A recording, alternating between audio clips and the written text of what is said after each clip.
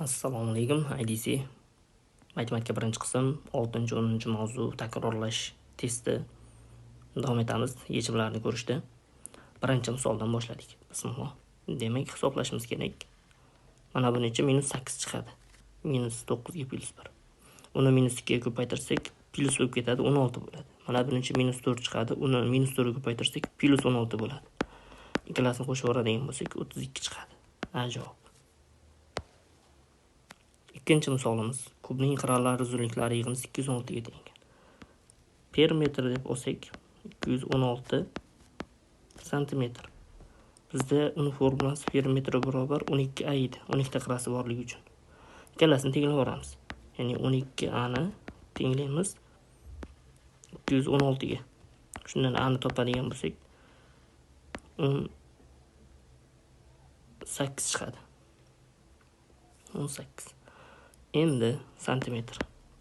Bizda kubning to'la sirtini toping. To'la sirti s to'la barobar 6 ta kvadrat, 6 ta yog'i bo'lgani uchun 6 ta kvadrat s to'la barobar 6 ko'paytirilgan 18 ning kvadrati. Bu chiqadi 324 6 ko'paytirsak 1944. Ajoyib. Uchinchi savolimizga o'tamiz. Kasrning surati 20% ga oshirildi. Mahraji 20 ga oshirildi. Hosil bo'lgan sonni toping debdi.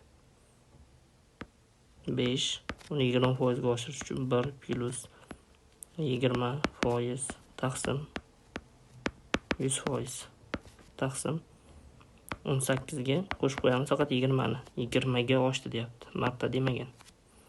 Buni hisoblasak 1 taqsim 5 bo'ladi. Bunga 5 tadan mahraj berib yuboramiz. 5 kara 1 5, 1 qo'shsak 6 bo'ladi. Ya'ni 5 ko'paytirilgan 6 taqsim 5. Mahraji bo'lsa 38. 5 lar qisqarib ketsa 6 taqsim 38 bo'ladi.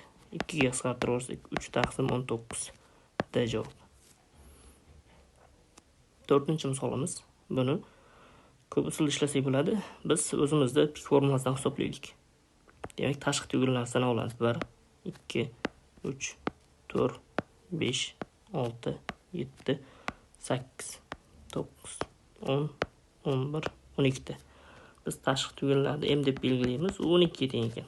Endi ichkaridagi tugunlar 1 2 3 4 5 6 7 8 9 10 11 ta.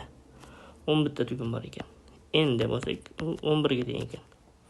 Pik formulasi S pik barobar m taqsim 2 edi. Ya'ni 12 taqsim 2 bo'ladi. Plus n 11 minus 1. Buni hisoblaydigan bo'lsak S pik barobar 6 ga 10 qo'shsak 16 bo'ladi. D javob ekan. 4-inchisi. 5-misolimiz.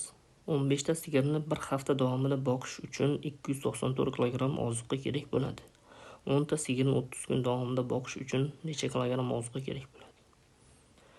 Demak, 15 ta sigirga bir haftada 294 bo'lsa, 294 ni 7 ga bo'lsak, bir haftada 7 kun borligi uchun 1 kunligini topib olamiz. Ya'ni 294 kilogrammni bo'lamiz 7 ga.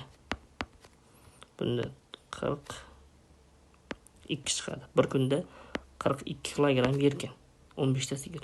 Endi 5 ta sigirni topadigan bo'lsak, 5 ta sigir 42 ni 3 ga bo'lib olsak 14 kilogramm yeydi 5 ta sigir. Shunda 10 ta sigir lekin topib olishimiz kerak. 10 ta sigir 28 kilogramm yeydi bir kunda. 5 ta sigir lekin topdik. 10 ta sigir 28 kilogramm. Endi 10 ta sigir bir kunda 28 kilogramm yesa, 30 kunlikini topish uchun 28 kilogrammni ko'paytirib yuboramiz 30 ga. 84 0 840 kilogramm bo'ladi. D javob. 6-inchisiga o'tamiz. Proporsiyani ma'lum hadini toping. Yozib olaylik. 12 bo'lingan 16 barobar 18 bo'lingan x. O'rtadagi ko'paytirib bir tomonga, chekkadagi ko'paytirib ikkinchi tomonga yozamiz. 12 ko'paytirilgan x barobar 16 ko'paytirilgan 18 ga. 12 bo'lishi bo'lsa x barobar 16 ko'paytirilgan 18 taqsim 12. 6 ga qisqartirib olsak 3 2 bilan 16 ni qisqartirsak 8 qoladi. Demak 8 ko'paytirilgan 3. 24 bo'lar ekan. D javob ekan 6-si. 7-chi misolimiz 120 taqsim 168 soni quyidagilardan qaysi biriga teng emas debdi. Boshlaymiz. 120 taqsim 168. Bu joyda biz 30 taqsim 40 ga keltirish uchun 120 ni nechiga bo'lsak 30 bo'ladi? 4 ga. Demak 4 ga qisqartirib olamiz. 30 taqsim 4 ga qisqartirsak 40. To'g'ri chiqargan bu. Bunga teng ekan. Endi ikkinchi buni tekshirib, endi buni tekshirib ko'ramiz. 120 taqsim 168 ni, ya'ni 120 ni nechiga qisqartirsak 20 bo'ladi. 6 ga. Demak, ikkalasini 6 ga qisqart. Tepani 6 ga bo'lsak 20 bo'ladi. Pastni 6 ga bo'lsak 2, 4, 48, 8, 28 bo'ladi. 20 taqsim 28. Yo, bizda 20 taqsim 24 bor. Buni qisqartirsak, 4 ga qisqartirsak 5 taqsim 7 chiqadi. Demak, mana shu javob B javob bo'ladi. Ya'ni bu kasrga teng emas. To'g'ri to'rtburchakni eni 12 ga teng ekan. To'g'ri to'rtburchak chiza oladigan bo'lsak,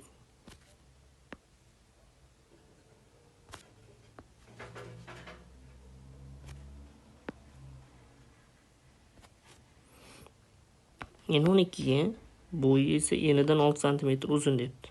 12 bo'lsa, shunga 6 ni qo'shamiz. 18 bo'ladi. To'g'ri to'rtburchak yuzini toping.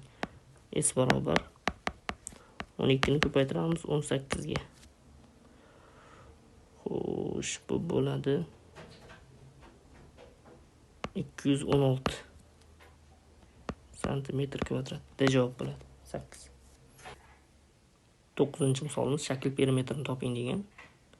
Biz mana bu joyda diametr ulab qo'ysak bo'ladi. Bu joyini ham diametr ulasak, bu tomonni ham davom ettirsak, mana bu tomon 2 bo'lgani uchun bu tomon 2, bu 3 bo'lgani uchun bu tomon 3. Mana bu tomon 2 bo'ladi. Bu tomon ham 2. Shunaqa tartibda davom etadi yana. Bu tomon 2. Tomon 2. Endi 2, 6, 2 jami mana bu tomonda hammasi bizda 10 bo'lar ekan. Bu tomon 2, 5, 3. Bu tomon ham hammasini hisoblaydigan bo'lsak 10 chiqar ekan. Demak, perimetri desa 4 ta 10 qo'shsak 40 bo'ladi. B javob 9.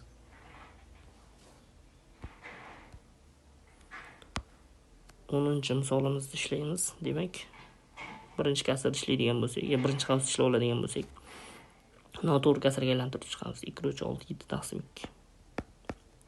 7 taqsim 2 plus 13 taqsim 3 plus 21 taqsim 4. Hammasiga maxraj bo'ladi 12. Bunga 6 tadan, bunga 4 tadan, bunga 3 tadan. Hisoblab qo'shsak 42 plus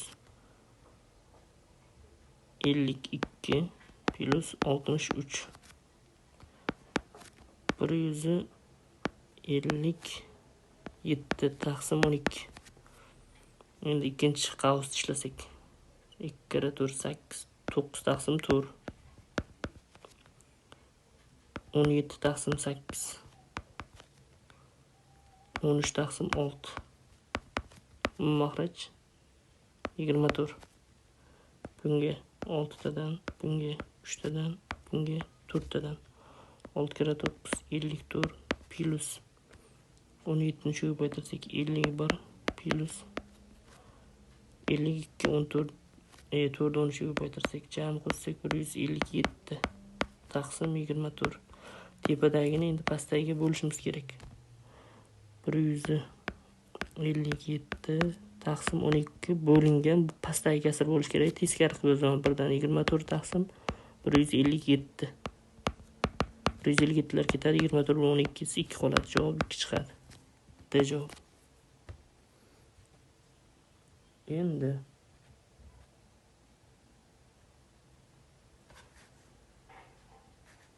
xo'sh, keyingi misolimiz 11-misol. 120 gektar yerning 30 gektariga bug'doy ekilgan, necha foizga bug'doy ekilgan? Yerning necha foiziga? 120 ni biz 100% bo'lamiz.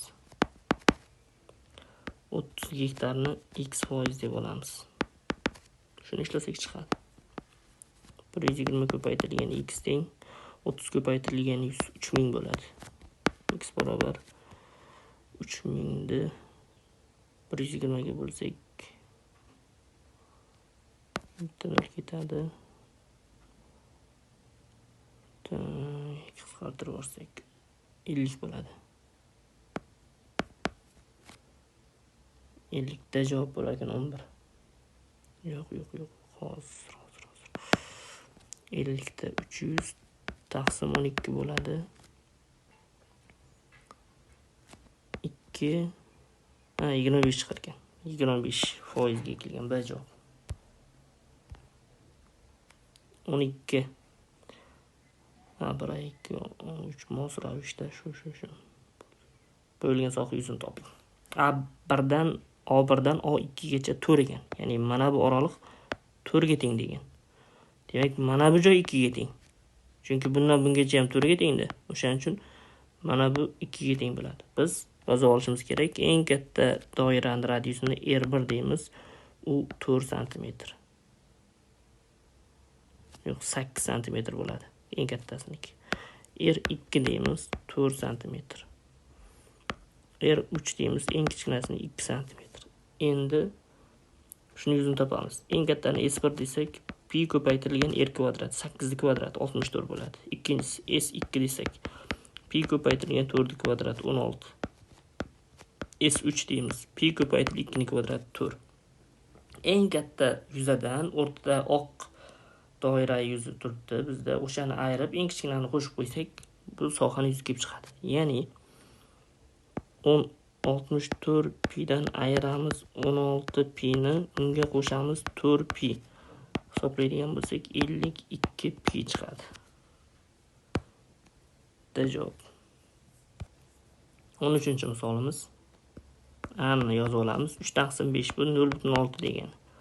B ni yozib olamiz 0.7 degan. Asini yozadigan bo'lsak bu 0.666 hokazo davom etadi degan.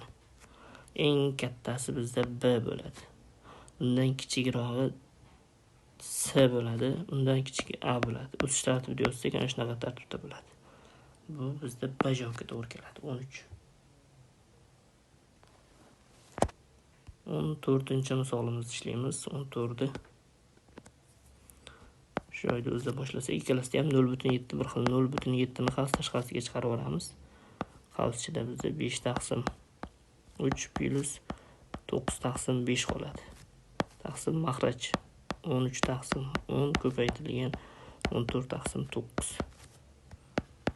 Endi 0.7 ni 7 taqsim 10 deb yozamiz. Ko'paytirilgan bunga 3 tadan, bunga 5 tadan, bunga 3 tadan maxraj bersak, 5 kere 5 25. 3 kere 9 27 qo'shsak 52 bo'ladi. 52 taqsim maxraj 15 bo'lgan. Taqsim 13 taqsim 10 ko'paytirilgan 14 taqsim 9. Endi mana bu kasrda biz bunga bo'lishimiz kerak. Shuning uchun birni ko'paytirishga aylantirib yozamiz. Ya'ni 7 taqsim 10 ko'paytirilgan 52 taqsim 15 bo'lingan bu bo'lish kerak edi. Birdan ko'paytirishga aylantirsam 10 taqsim 13 ko'paytirilgan 9 taqsim 14 bo'ladi. Hisoblaymiz. 10lar qisqarib ketadi. 13 bilan bu qisqarsa 4 qoladi. 14 bilan 7 qisqarsa 2 qoladi. 2 bilan 4 qisqarsa yana 2 qoldi. Bu bilan 3 ga qisqarsa pastda 5, tepada 3 qoldi.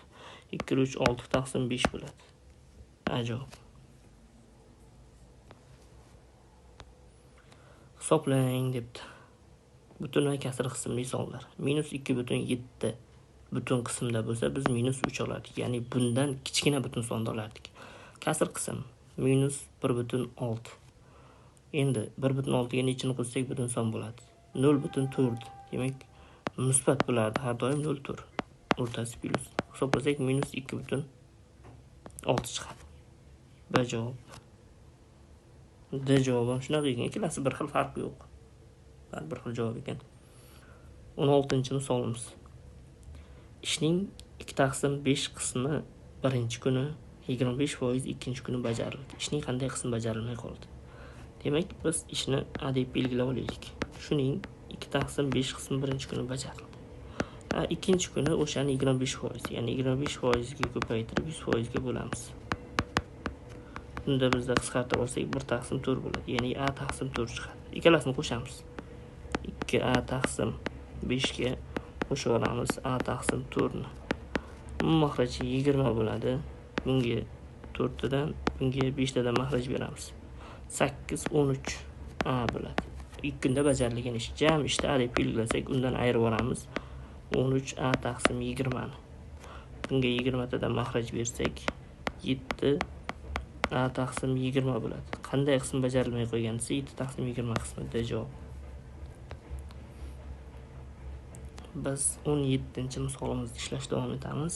Xo'sh. 0.8. Buni oddiy kasraga aylantirsak 8 taqsim 10 bo'ladi. Ko'paytirilgan. 1 davrda 3. Bu 1 taqsim 9 degani yoki 1 taqsim 3. Bu 4 taqsim 3 bo'ladi. Plus endi 4 taqsim 5 yozamiz. 2 davrda 6. Bu 2 taqsim 3 bo'ladi. 2 taqsim 3 6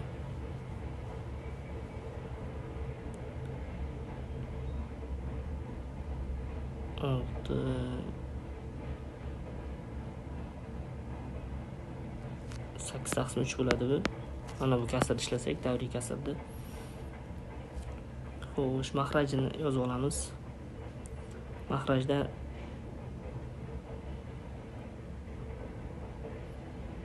$252 taqsim 100. Buradan ko'paytirishga aylantirsam 10 taqsim 9 bo'ladi. Ya'ni 9 taqsim 10 ko'paytirishga aylantirmoqda. Minus 324 taqsim 100. Buradan ko'paytirishga aylantirsam 10 taqsim 27. Buni hisoblab yozishimiz kerak. Endi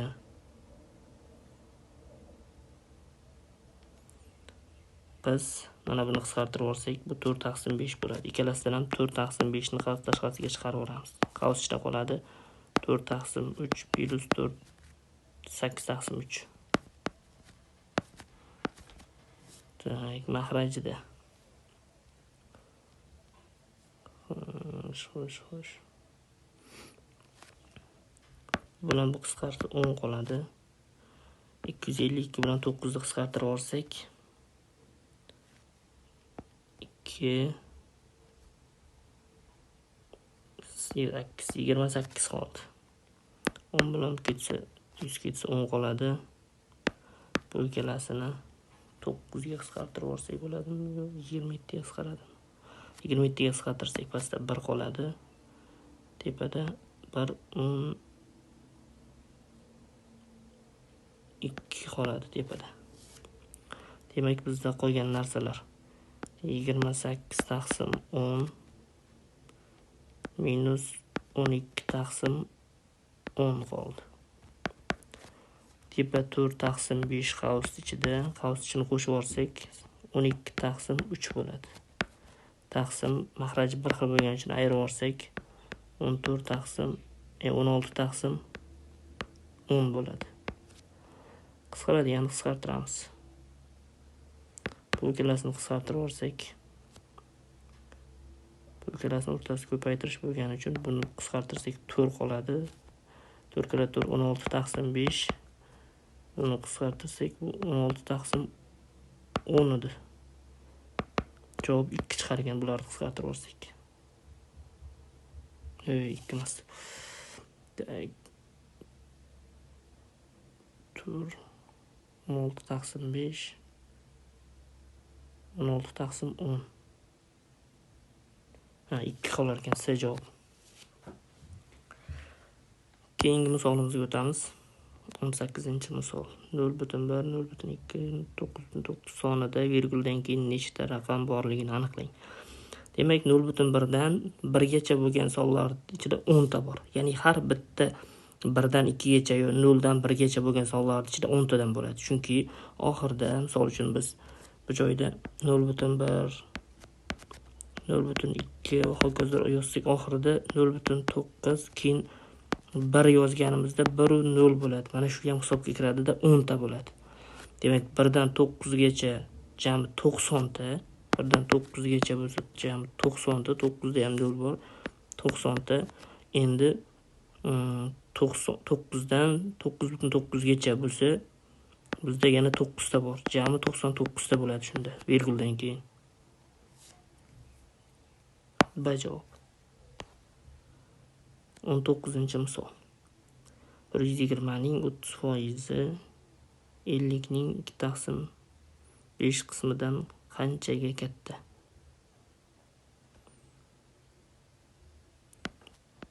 Bir 120 ni 30% topish uchun 30% ko'paytirib, uni 100% ga bo'lib o'ramiz. Shu deyapti. 50 ning 2/5 qismidan qanchaga katta desa, ikkalasini ayirib tashlashimiz, ya'ni farqini so'rayapti. Buni nollari bilan 100 ning nollari ketadi, 36 qoladi. Bu bilan ketsa 10, 12 ga ko'paytirsak 20 bo'ladi. Ayirib yuborsak 16. C javob bo'ladi. 19. Xo'sh, keyingi 20 ga o'tamiz. Akvarium bo'yi 90, eni esa 40, balandligi 60 cm ga teng.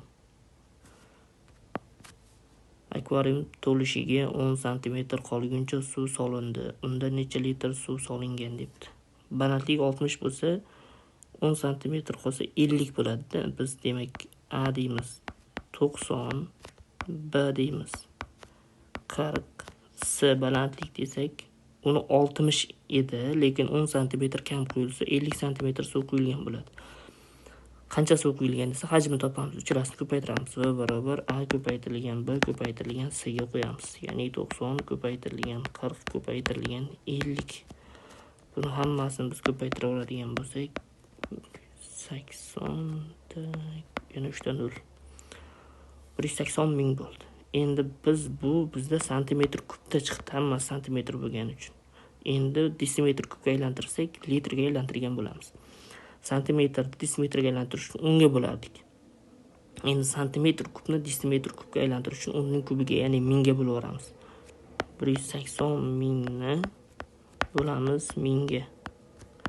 180 desimetr kub bo'ladi, ya'ni 180 litr degan.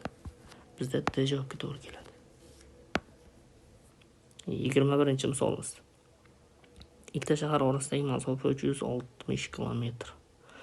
Buni 1.2.500.000 masshtabli xaritada necha santimetr bo'ladi debdi.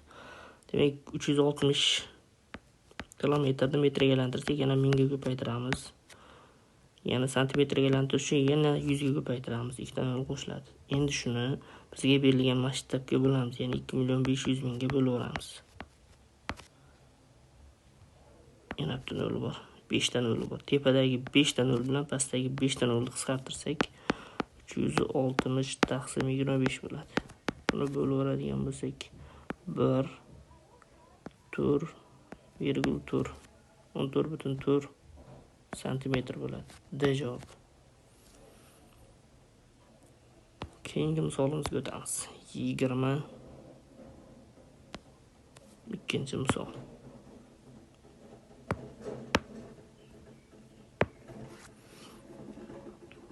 Bizda bu joyda mana bu ikkalasi bir xil ekan, qavsdan chiqarib olamiz. Bu ikkalasi bir xil ekan, uni qavsdan chiqarib olamiz. Ya'ni qanaqa ishlanadi? 17.9 ni biz qavs tashqarisiga chiqarsak, qavs ichida qoladi bizda 28.6 ayrilgan 26.6.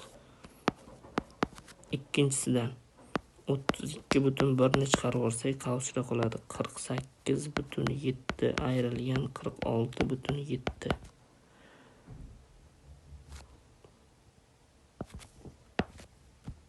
Bo'lingan 6. Endi 17.9 ko'paytirilgan, ikkalasini ayirib olsak 2 qoladi. Plus 32.1 ko'paytirilgan, ikkalasini ayirib olsak 2 qoladi. Bo'lingan 6. Endi ikkalasidan ham 2 ni chiqarib olsak, qavsida qoladi 17.9 plus 32.1 bo'lingan 6. Endi 2 ko'paytirilgan 17,9 ga 32,1 qo'shsak. Xo'sh, 18 ga 32 ni qo'shsak. 18 ga 32 50 bo'ladi.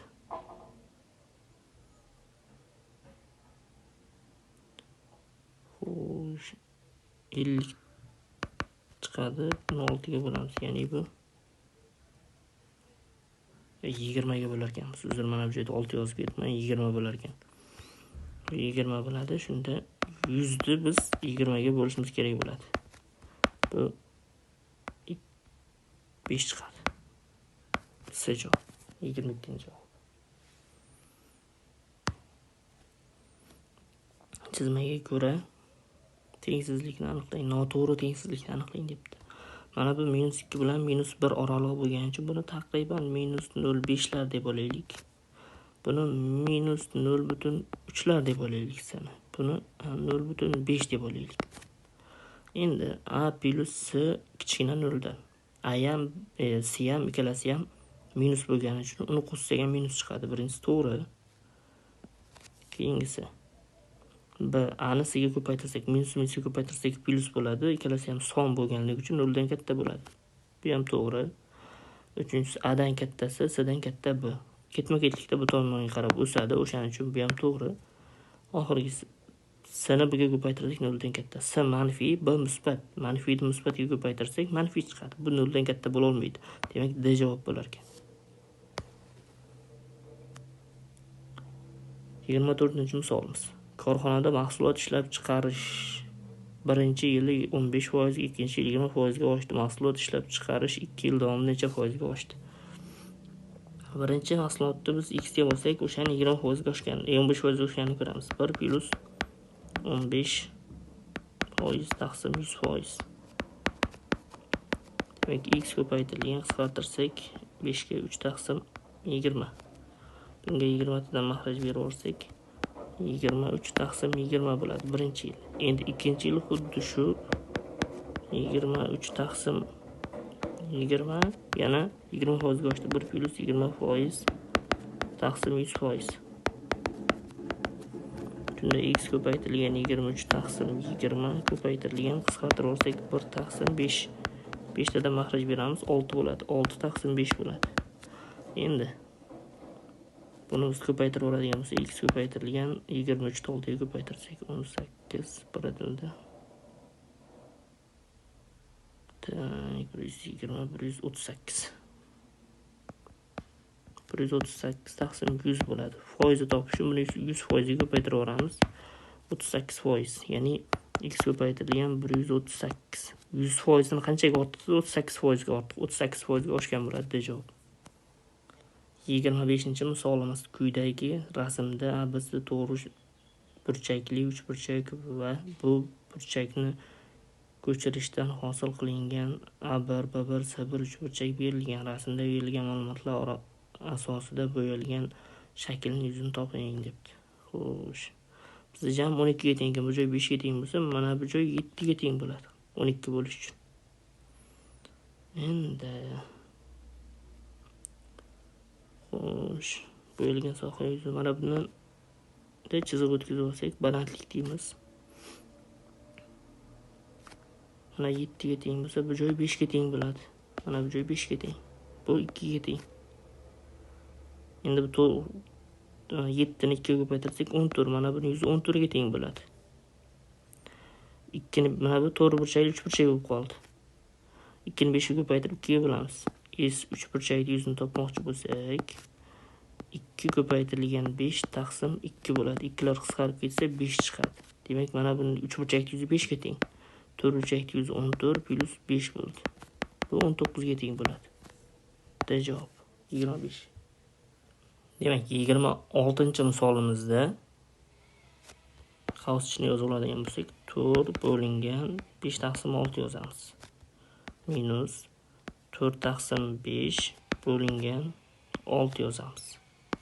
Bo'lingan 4 taqsim 5 bo'lingan 6.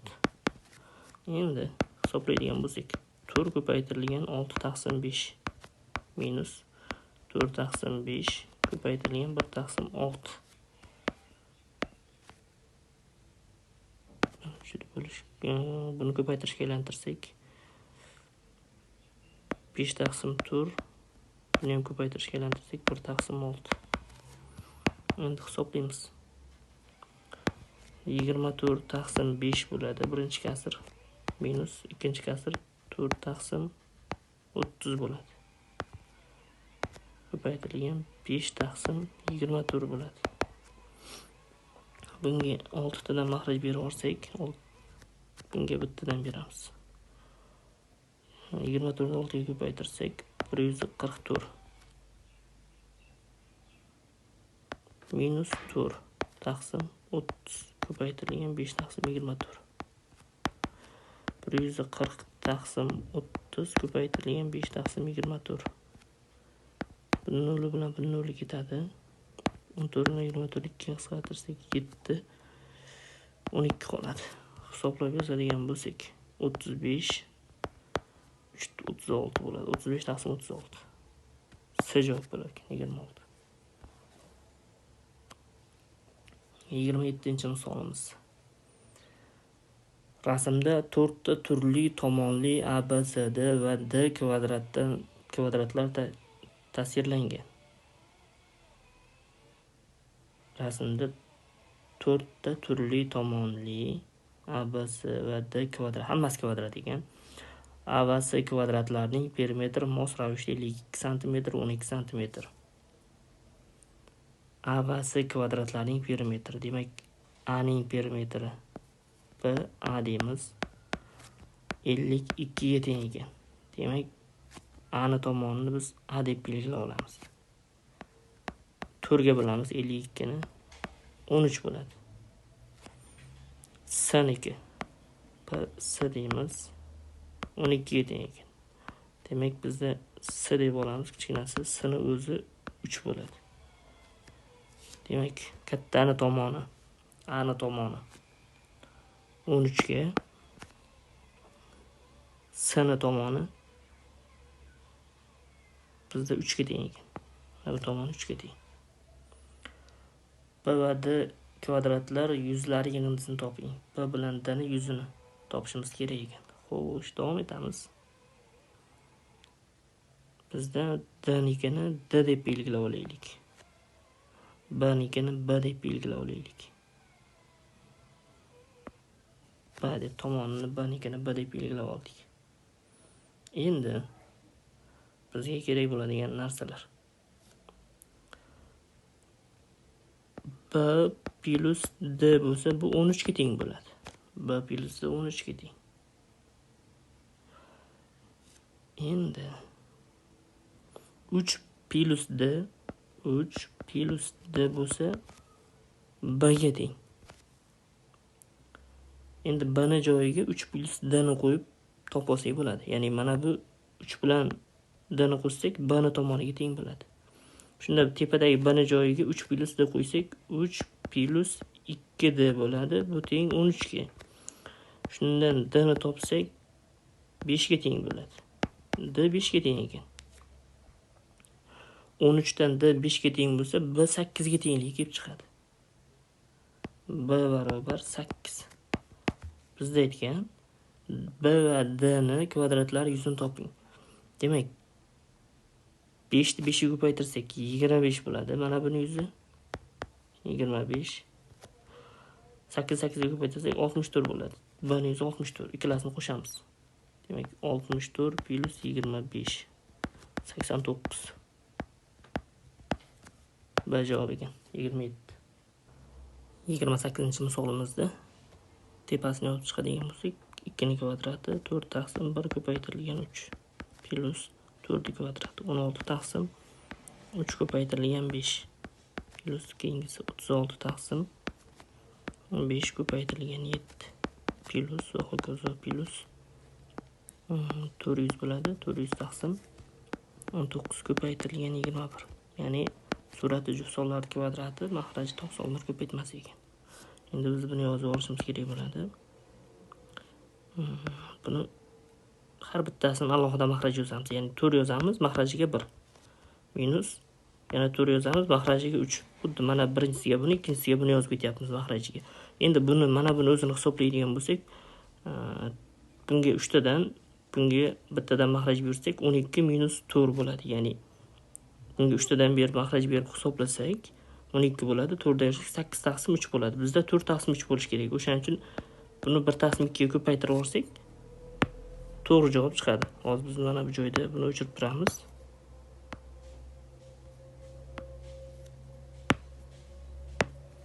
Demak, xuddi shunaqa davom ettiramiz.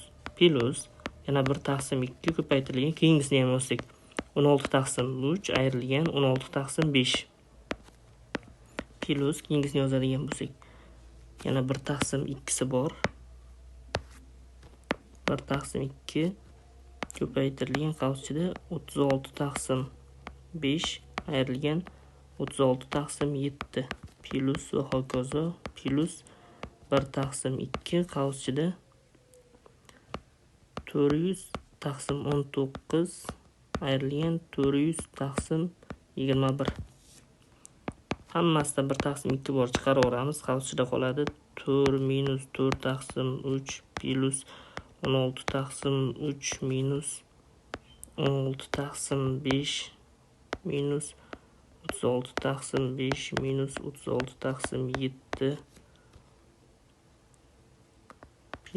plus 36 taqsim mana bu joy plus, mana bu joy plus va hokazo yana plus. Oxirida bizda qoladi 400 taqsim 21. Endi 1 taqsim 2 ko'paytirilgan. Biz mahraj bir xillarda ishlasak, bu bilan buni ishlaydigan bo'lsak, ayirib olsak 12 bo'ladi. 12 ni qo'shib olsak deganim, minus 4 ga plus 16 mahraj bir xil bo'lgancha qo'shiladi, 12 bo'ladi. 12 ni 3 ga bo'lsak 4 chiqadi. Ya'ni 4 bundan 4 chiqadi. Bunisini ishlaydigan bo'lsak 20 bo'ladi. Qo'shib olsak 20 ni 5 ga bo'lsak 4 va hokazo shunaqa 4 bo'lib ketaveradi. Endi nechta 4 bor deydigan bo'lsa, o'zi juft sonlar ekan. Bitta 4 bo'lsa jami plus mana bu joyda 9 ta 4 chiqadi. Bitta 4 chiqqan, jami 10 ta bor. O'shandan 9 tasi, ya'ni 9 ko'paytirilgan 4 bo'ladi. Oxirida minus, mana bu joy minus ekan. Minus 400 taqsim 21. Endi bu 1 taqsim 2 ko'paytirilgan 40 minus 400 taqsim 21 bo'ladi.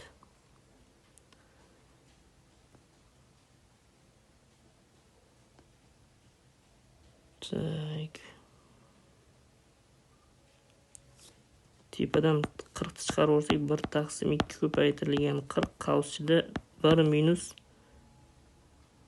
10 taqsim 21 bo'ladi. Bu bilan buni qisqartirib olsak 20 qoladi. Demak, qoldi 20 qavs tashqarisida, qavs ichida 1 minus 10 taqsim 21. 20 bittadan bunga mahraj berib turib ayirib oladigan bo'lsak 11 taqsim 21 bo'ladi. Buni ko'paytirsak 220 taqsim 21. Buni aralash kasrga aylantiradigan bo'lsak 10 21 210 bo'lsa yana 10 bo'ladi. Javob 29-misolimiz. Yana 1 ga teng bo'lgan quyidagi bo'lakchani tomoni 0,5 bo'lgan kvadrat shaklidagi kafel bilan qoplash uchun nechta kafel kerak bo'ladi? Mana bu joyda bunday belgi qilib olamiz. Tomoni 1 ga teng bo'lsa, mana bu joy 3 ga teng bo'lib qoladi. 1 ga 4 bo'lsa, jami 8 ta kafel ketadi. 0,5 lik kafeldan 8 ta ketadi. Bu tomoniga 4 ta, 8 ta. Hozir yana buni bunaqasiga bo'lib olamiz. 3 ta ketadi shunda. Buni bunaqasiga bo'lib oladigan bo'lsak, bu ham 3 ta ketadi, bittasi bu tomonga ketgani uchun. Endi buni bunaqasiga bo'lsak, bu joyga ham 3 ta ketadi. 6 edi, 5 qoldi. Mana bu joy 5 ga teng. Endi mana buni 0,5 lik qilib o'rtadan chizib oladigan bo'lsak, 0,5 lik qilib ajratsak, 4tadan 8ta 0,5 chiqadi. Mana bu tomonga 8ta ajratamiz. Shunda mana bu joyga 8ta ketsa, bu joyga ham 8ta ketadi. 16ta bo'ladi. Mana shu chizib qo'ygan joyimda o'ziga 16ta ketadi. Mana bu joyda o'ziga 16ta ketadi. Bu tomoniga 2ta eniga, bu tomoniga 8ta 16 bo'ladi. 3 bo'lsa tak. Bu tomoniga 3ta 6ta ketadi, bu tomoniga 2ta ketadi. 12ta mana bu joyga ketadi. Mana bu joyga 16ta ketadi. Endi bu ham xuddi shunaqa bo'lgancha bu yerga ham 12ta ketadi. Bu yerga ham 12ta ketadi. Mana bu joy 5, bu tomoni 2. Demak, bu tomoni 5, 10 deb bo'lsak, 10 ga 2 20ta ketadi bu joyga. Endi qo'shib chiqamiz o'sha ketganlarni. 3 ta 12 36, 36 ga 16. 52 ga 20 72 ta. 72 ta kafil ketar ekan.